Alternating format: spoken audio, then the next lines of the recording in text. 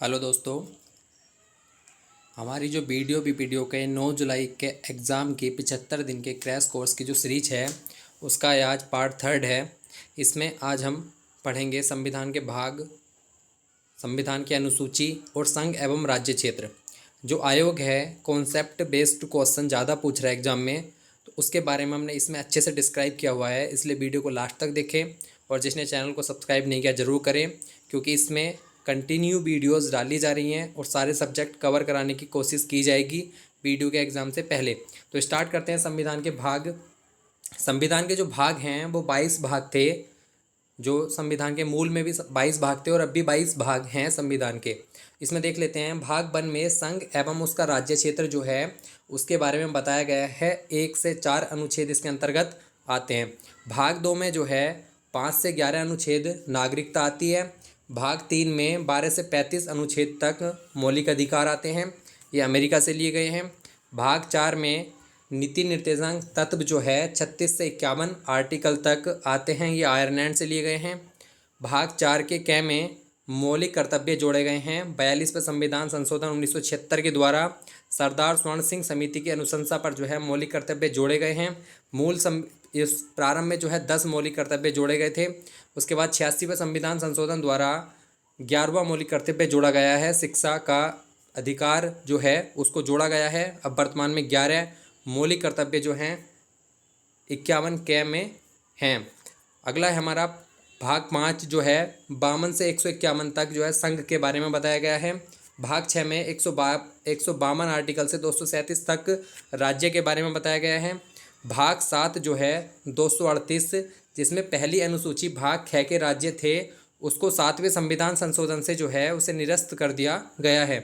भाग 8 जो है 239 से 242 संघ राज्य क्षेत्र के बारे में बताता है। भाग 9 पंचायती राज के बारे में बताता है। 243 से 243 लय तक जो है 73वें संविधान संशोधन के द्वारा जो है इसको जोड़ा गया है। भाग 9 के कै में जो है 243 तय से 243 ये 6 तक जो आर्टिकल हैं वो नगर पालिकाओं से संबंधित हैं। इसे 74वें संविधान संशोधन 1992 के द्वारा जोड़ा गया, जो 1993 से लागू हुआ।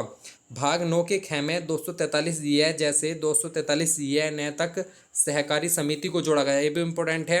कौन से संविधान संशोधन से जोड़ा गया है? इसको जोड़ा गया है संविधान संशोधन 97 संविधान संशोधन जो 2012 में हुआ था।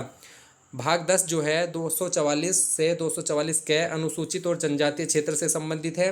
भाग 11 245 से 263 संघ और राज्य के बीच संबंध से है। भाग 12 264 से 300 कै तक वित्तीय संपत्ति और संविदाएं और बाद से है। 300 कै में जो है संपत्ति का अधिकार जो पहले मौलिक अधिकार था उसको 44वें संविधान संशोधन 1978 के द्वारा मौलिक अधिकार की श्रेणी से हटाकर कानूनी अधिकार बना दिया गया है, उसे 300 कै में शामिल किया गया है। भाग 13 में 301 आर्टिकल से 307 तक भारत के राज्य क्षेत्र के भीतर जो व्यापार और वाणिज्य है उसके बारे में बताया गया है। भाग 14 308 से 323 संघ एवं राज्यों के अधीन सेवाएं जो हैं आर्टिकल 312 में राज्यसभा को अधिकार है अखिल भारतीय सेवाओं का सृजन करने का। भाग 14 के कै में 323 कै में अधिकरण के बारे में बताया गया है। भाग 15 निर्वाचन 324 से 329। भाग 16 कुछ वर्गों के संबंध में उपबंध। भाग 17 राजभाषा। भाग 18 में जो है आपात उपबंध जो है भाग 18 में है। भाग 19 में प्रकीर्ण। भाग 20 में संविधान संशोधन, ये दक्षिणी अफ्रीका संविधान से लिया गया है। और भाग 21 में जो है 369 से 392 में अस्थायी संक्रमणकालीन विशेष उपबंध हैं।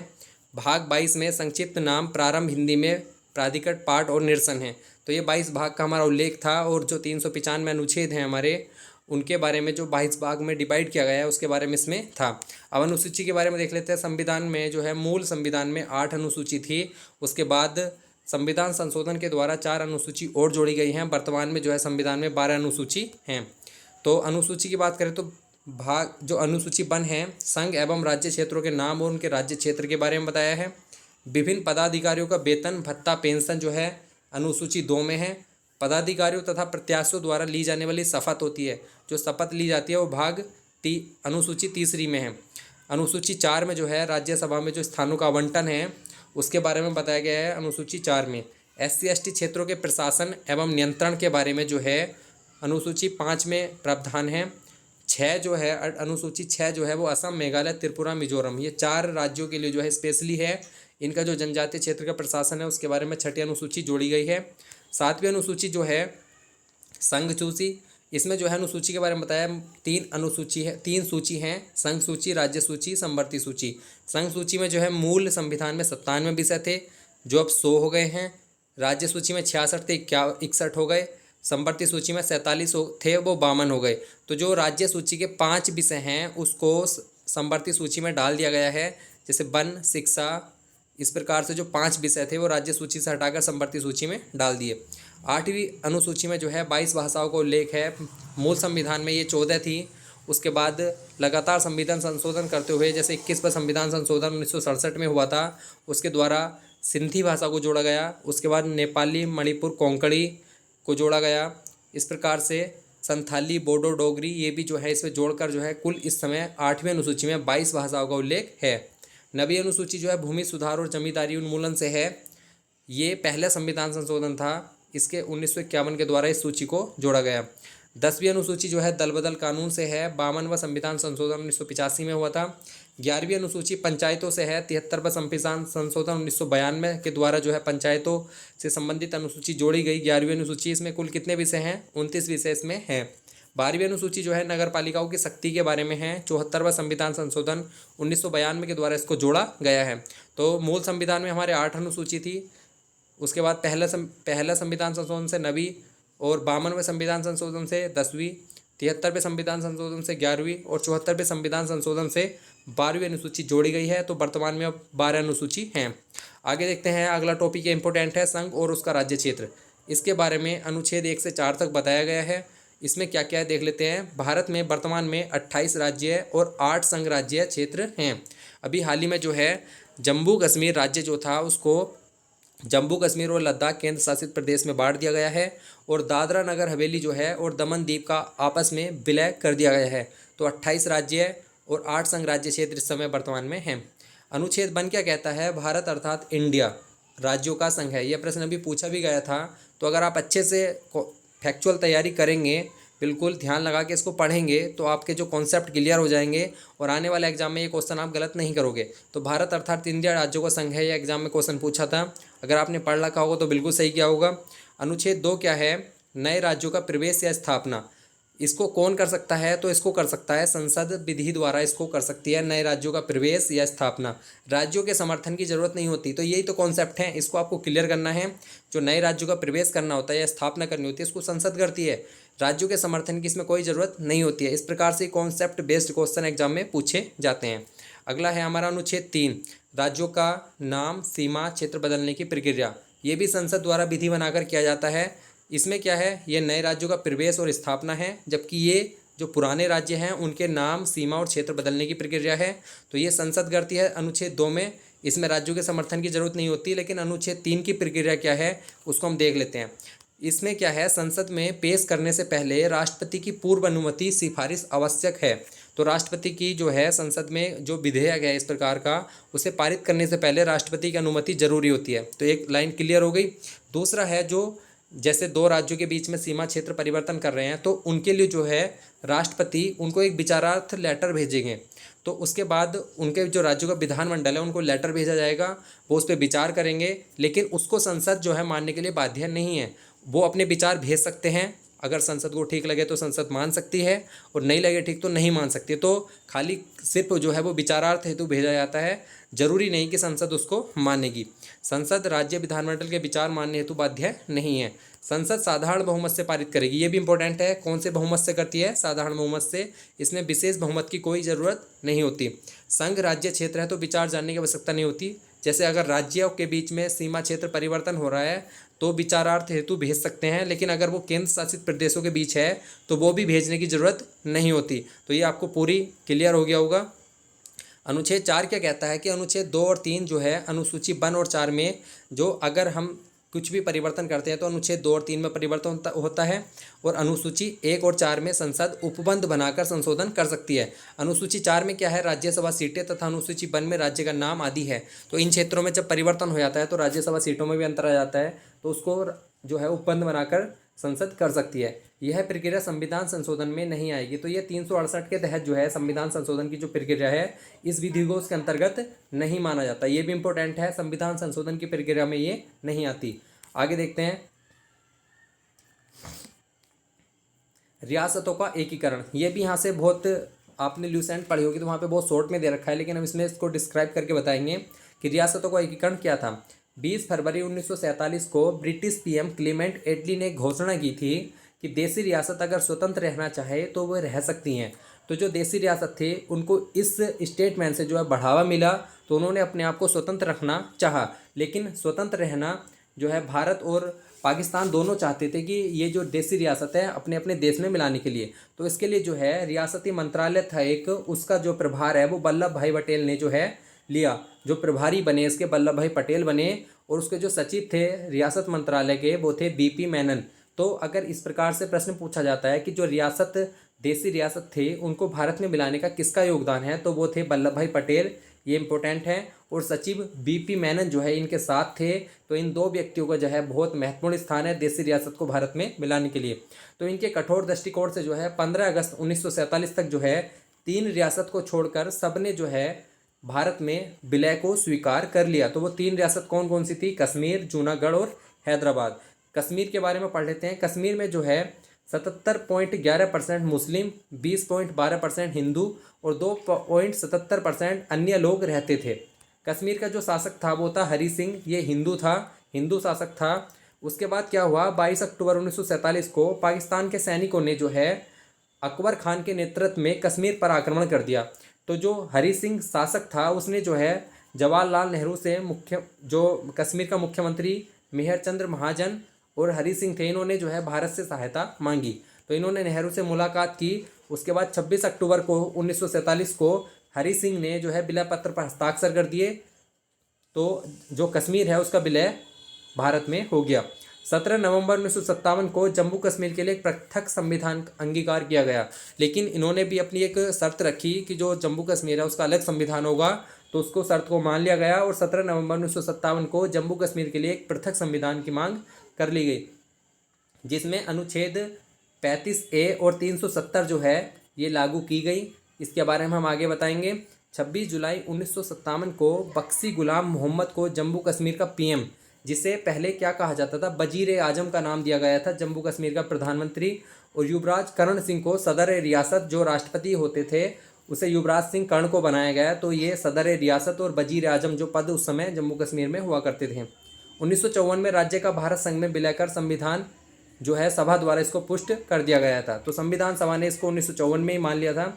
उसके बाद देखते हैं अभी हाल ही में जो है 31 अक्टूबर 2019 को जम्मू कश्मीर राज्य से 2 जम्मू कश्मीर और लद्दाख केंद्र शासित प्रदेश के रूप में इसको बांट दिया गया है। और जो 370 और 35A था जो इसको समाप्त कर दिया गया है। इसके बारे में भी देखते हैं। जम्मू कश्मीर जो है वो विधानसभा सहित है, जबकि लद्दाख में विधानसभा नहीं है। तो इसके जो पहले राज्यपाल थे वो गिरीश चंद्र मुर्मू थे, जो वर्तमान में है वो मनोज सिन्हा हैं। जबकि लद्दाख के पहले राज्यपाल RK माथुर थे, जबकि वर्तमान में है BD मिश्रा, ये भी हाल ही में बने हैं, तो इम्पोर्टेंट है। अब देख लेते हैं अनुच्छेद 35A और 370 जो समाप्त किए हैं उनमें क्या था। अनुच्छेद 370 क्या था कि जम्मू कश्मीर को अपने संविधान का मसौदा तैयार करने की छूट दी गई, जो 17 अक्टूबर 1949 को जोड़ा गया।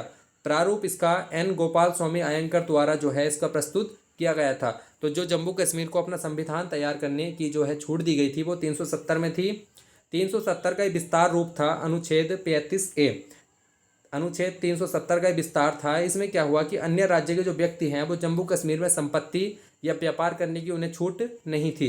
जो जम्मू कश्मीर के स्थायी लोग हैं वही उसमें व्यापार कर सकते थे, वही वहाँ पे ज़मीन खरीद सकते थे। जो अन्य क्षेत्र अन्य राज्य के लोग हैं वो इसमें नहीं कर सकते थे। तो इसको अब समाप्त कर दिया गया है। जम्मू कश्मीर में कोई भी ज़मीन खरीद सकता है और वहाँ पे कोई भी जाकर अन्य राज्य का निवास कर सकता है।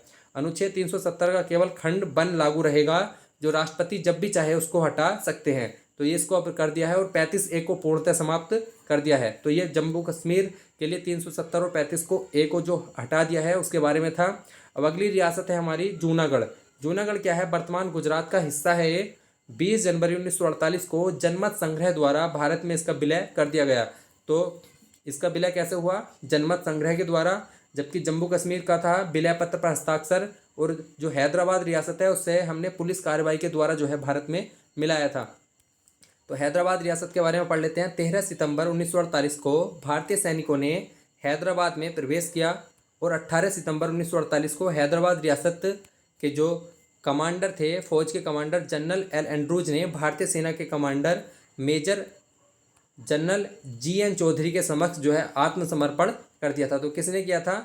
एल एंड्रूज ने जो है किसके सामने किया? जी.एन. चौधरी के सामने आत्मसमर्पण कर दिया था। इसको जो है ऑपरेशन पोलो का नाम दिया है। तो कभी कभी एग्जाम में पूछ लिया जाता है कि जो हैदराबाद पर पुलिस कार्रवाई की थी तो वो कौन सा ऑपरेशन था? वो था ऑपरेशन पोलो के नाम से। अगला है हमारा यूरोपीय उपनिवेशों का भारत में विलय। तो देख लेते हैं। पुर्तगाली जो है इनके पास गोवा, दमनदीप, दादरा नगर हवेली था जिनको भारत में विलय कर दिया गया, और 19 दिसंबर 1961 को इन्होंने आत्मसमर्पण कर दिया था। फ्रांसीसी जो थे इनके पास को क्या क्या था? पांडुचेरी, कराईकल, यनम, माहे, चंद्रनगर। इन्हें 1 नवंबर 1954 को भारत में विलय कर दिया गया। अंडमान निकोबार द्वीप समूह जो है स्वतंत्रता सेनानियों ने इसे जो है जेल के रूप में प्रयोग किया। सेल्युलर जेल जो है काला पानी के रूप में इसका प्रयोग किया गया। 26 जनवरी 1950 को भारत में इसका नियंत्रण हो गया, भारत का इस पर नियंत्रण हो गया। लक्षद्वीप जो है इसका मूल नाम जो था वो लक्काद्वीप, मिनिकॉय, अमीन दीवी द्वीप थे, जो 1 नवंबर 1973 का इसका नाम बदलकर लक्षद्वीप कर दिया गया।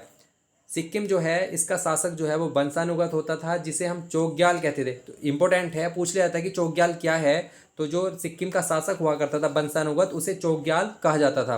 10 अप्रैल 1975 को एक संकल्प पारित करके चोग्याल को पूर्णतः समाप्त कर दिया गया, और 36वां संविधान संशोधन जो है उसके द्वारा 1975 में अन्य राज्यों के समकक्ष का इसका दर्जा दे दिया गया इसको, और 371 के 6 में इसको शामिल कर विशेष प्रावधान किया गया।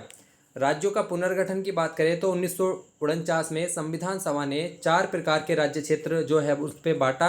भाग कै में उनको रखा जो 1935 शासन अधिनियम के तहत प्रांत कहे गए थे। जो 1935 का हमारा शासन अधिनियम था उसमें जो जिन क्षेत्रों को प्रांत कहा गया था उन्हें भाग कै में रखा। भाग कै में जो है ख में देसी रियासत जो थी, बड़ी देसी रियासत, उनको हैदराबाद जैसे मैसूर उनको रखा गया। भाग गै में जो है छोटी रियासत जो ब्रिटिश आयुक्त के अधीन थी उनको रखा गया। भाग घ में जो है वो अर्जित राज्य क्षेत्र जैसे अंडमान निकोबार इनको रखा गया। अब आगे देखते हैं जो है राज्य पुनर्गठन के लिए जो है विशेष प्रयास किए गए। 1948 में एस के धर के नेतृत्व में जो है धर आयोग का गठन हुआ, लेकिन इन्होंने राज्य पुनर्गठन जो है राज्यों का जो गठन है उसके खिलाफ रिपोर्ट दी। इन्होंने कहा कि ये भारत की एकता के खिलाफ है, इससे भारत की एकता को फर्क पड़ेगा। इन्होंने जो है राज्यों के जो पुनर्गठन की बात थी उसको नकार दिया। आगे उसके बाद लगातार आंदोलन होते रहे तो जेबीपी समिति का गठन हुआ। जे से जवाहरलाल नेहरू, बी से वल्लभ भाई पटेल और पी से पट्टाभी सीतारमैया जो है जेबीपी जो है इनका गठन हुआ इस समिति का। इस समिति ने भी जो है राज्यों के गठन की मांग को खारिज कर दिया। तो दिसंबर 1948 में इसका गठन हुआ था। उसके बाद लगातार आंदोलन चलते रहे। 19 अक्टूबर 1952 को पोट्टी श्री रामुलु के नेतृत्व में इन्होंने आमरण अनशन किया। 58 दिनों तक आमरण अनशन रखा इन्होंने। इनकी मृत्यु 15 दिसंबर 1952 को हो गई। इसके बाद जो है विद्रोह बहुत ज़्यादा बढ़ गया, इसलिए 1 अक्टूबर 1953 को आंध्र प्रदेश का गठन हो गया, जिसमें मद्रास को शामिल नहीं किया गया। मद्रास को जो है 1969 में तमिलनाडु बनाकर जो है अलग राज्य बना दिया गया। तो ये था राज्य पुनर्गठन आयोग का गठन हुआ। उसके बाद 1953 में इसका गठन हुआ। ये भी प्रश्न बहुत बार पूछा गया है। अगस्त 1953 में इसका गठन हुआ। इसने अपनी रिपोर्ट कब दी? रिपोर्ट 1955 में दी। और जो इसको लागू कब से किया गया? इसको 1 नवंबर 1956 से लागू किया गया। तो गठन 1953 में, लागू जो है 1956 से इसको किया गया। इसके अध्यक्ष कौन थे? वो थे जस्टिस फजल अली जो इसके अध्यक्ष थे, और जो अन्य सदस्य थे वो थे के एम पडिक्कर और हृदयनाथ कुंजरू जो इसके सदस्य थे। तो जो राज्य पुनर्गठन आयोग था उसने 14 राज्य व 6 केंद्र शासित प्रदेश उसके अकॉर्डिंग जो है स्थापित हुए। ये जो है इनकी स्थापना है, जैसे महाराष्ट्र गुजरात 1960, नागालैंड 1962, हरियाणा 1966, हिमाचल प्रदेश 1970, मेघालय मणिपुर त्रिपुरा 1971। तो इस प्रकार से जो है राज्य स्थापित किए गए। उसके बाद देख लेते हैं जम्मू कश्मीर और लद्दाख जो है 31 अक्टूबर 2019 से जम्मू कश्मीर और लद्दाख केंद्र शासित प्रदेश के रूप में बनाया, और दादरा नगर हवेली और दमन द्वीप का आपस में विलय कर दिया गया। 26 जनवरी 2020 से ये लागू हुआ। उसके बाद देख लेते हैं कुछ नाम परिवर्तन हुए, जैसे संयुक्त प्रांत का नाम उत्तर प्रदेश किया गया 24 जनवरी 1950 को, मद्रास का नाम तमिलनाडु 1968 में, मैसूर का कर्नाटक 1973 में। लक्काद्वीप मिनिकॉय अमीन द्वीप का नाम लक्षद्वीप रखा गया 1973। दिल्ली का नाम एनसीटी दिल्ली 1992। पांडिचेरी का पुडुचेरी 2006। उत्तरांचल का उत्तराखंड 1 जनवरी 2007। उड़ीसा का ओडिशा रखा गया 2011। उसके बाद कुछ राजधानी के नाम भी परिवर्तित किए गए। बस ये देख लेते हैं कि राजधानी परिवर्तन करने का अधिकार किसको है। तो जो राज्य है उसके विधानमंडल को ही उसकी राजधानी का नाम परिवर्तन करने का अधिकार है, लेकिन केंद्र सरकार की सहमति इसके लिए आवश्यक है। संसद का इसमें कोई रोल नहीं है। तो जो राज्य की अपनी राजधानी है उसका नाम परिवर्तन कौन करता है, तो वो राज्य विधानमंडल ही करता है। तो इसलिए इम्पोर्टेंट है। जैसे त्रिवेंद्रम का तिरुवनंतपुरम 1991 में किया गया नाम, मद्रास का चेन्नई 1996, बम्बई का मुंबई 1996, कलकत्ता का कोलकाता 2001 में, बेंगलोर का बंगलुरु 2006 में। तो ये आज हमारा जो है वीडियो BPTO क्रैश कोर्स की तीसरी वीडियो थी। इसके बाद कंटिन्यू वीडियो आएगी। धन्यवाद।